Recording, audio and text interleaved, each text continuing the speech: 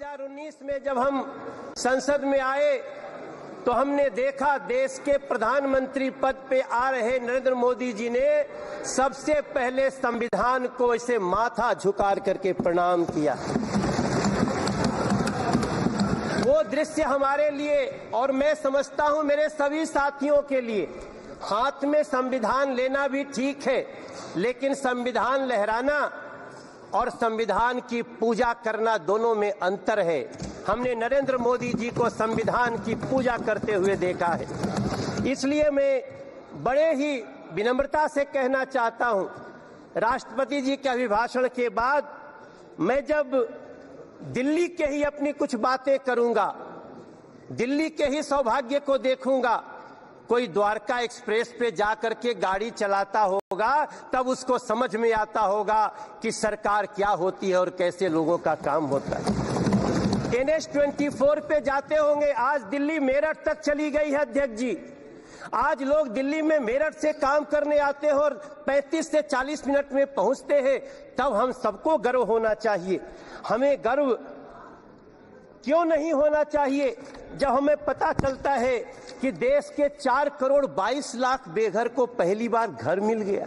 हमें क्यों नहीं गर्व होना चाहिए अध्यक्ष जी जब 12 करोड़ घरों में टॉयलेट बन जाते हो, जब 52 करोड़ में गांव का आदमी हो। अध्यक्ष जी, हमारी माँ पहले एक हमारी गांव में काम करती थी, उनके लिए हमसे एक बार वो 20,000 रुपया मांग के दी थी और एक दिन वही हमारी माई हमसे कहती है, ए मनोज तू जाना ताला झुरी तिवारी के मेहरारू के उनके घर मिल गए, मोदी जी घर दिले बाड़े। अध्यक्ष जी, हम जानते हैं कि गांव में घरों में टॉयलेट न होने का क्या दंश होता था। हम लोग साइकिल से जाते थे तो सड़क पे खड़ी महिलाएं खड़ी हो जाती थीं। अगर उस दंश को किसी ने दूर किया, वो नरेंद्र मोदी जी, वो सरकार, हम क्यों न गर्व करें इस पे। 13 करोड़ घरों में नल से जल लगा दिए। हम दिल्ली में पाइप से घरों में गैस जा रही है, पाइप से गैस जा रही है और दिल्ली में एक बैठी हुई आम आदमी पार्टी की सरकार नल से जल तक नहीं दे पाई। हम ये भी दंश इसी दिल्ली में देख रहे हैं। अध्यक्ष जी, कभी भारत मंडपम देखिए, मेरे विपक्ष के भी साथी लोग, आप लोग जाइए, आप जब जाएंगे तो आपको गर्व होगा। आप कभी, हाँ दादा होता है, होगा। आप कभी यशोभूमि को देखिए, आप कभी बाबा साहब भीमराव अंबेडकर स्टडी सेंटर को देखिए।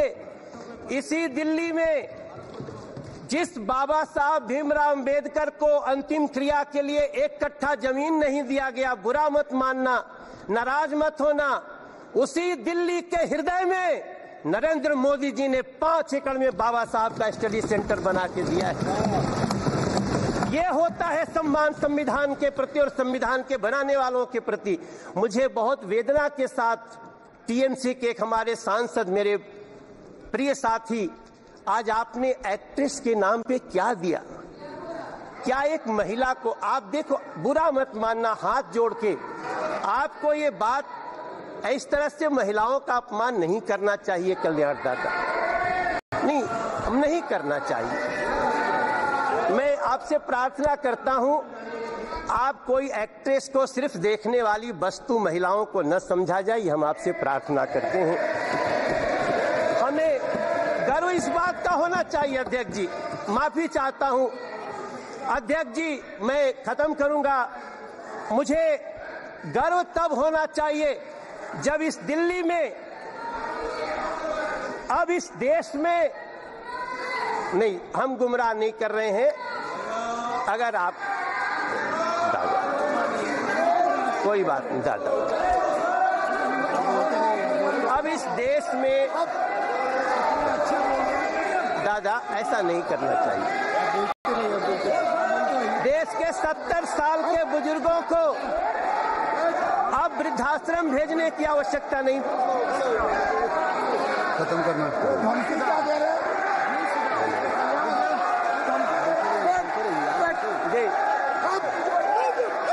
अध्यक्ष जी,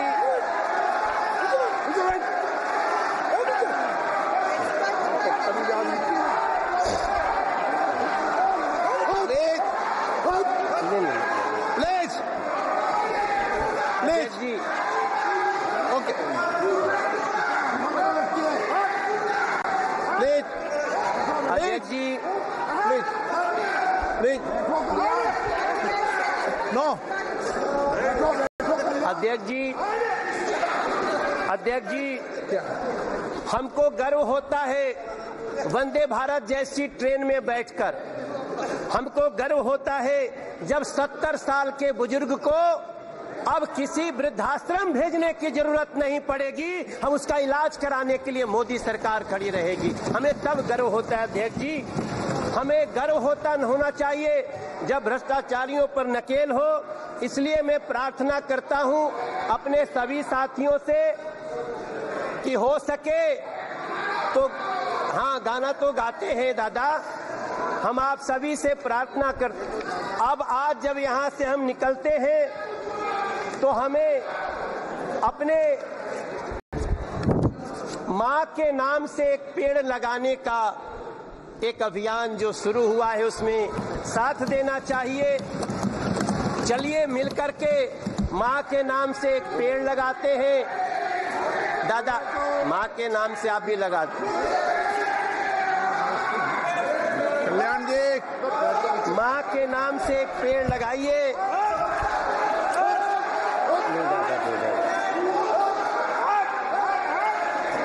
और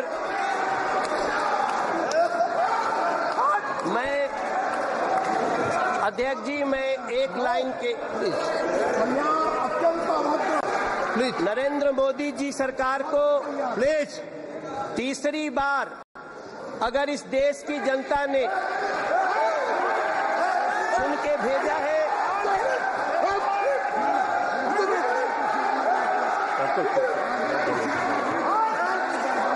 अध्यक्ष जी,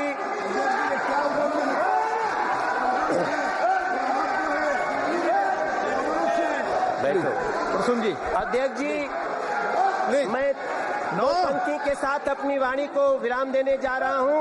2 घंटा बोलिए। नरेंद्र मोदी जी को तीसरी बार देश ने ऐसे ही नहीं चुना है। हमारे संस्कृत में एक श्लोक है, अभिवादनशीलस्य नित्यं वृद्धोपसेविना चत्वारः तस्य वर्धन्ते आयुर्विद्या यशो बलम। नरेंद्र मोदी जी की भी आयु बढ़े, नरेंद्र मोदी जी के सरकार की भी आयु बढ़े, ये इस देश की जनता चाहती है। आपने हमें बोलने का मौका दिया। मैं राष्ट्रपति जी के अभिभाषण को बहुत ही उत्तम मानता हूं, बहुत समर्थन करता हूं। आपको धन्यवाद देता हूं।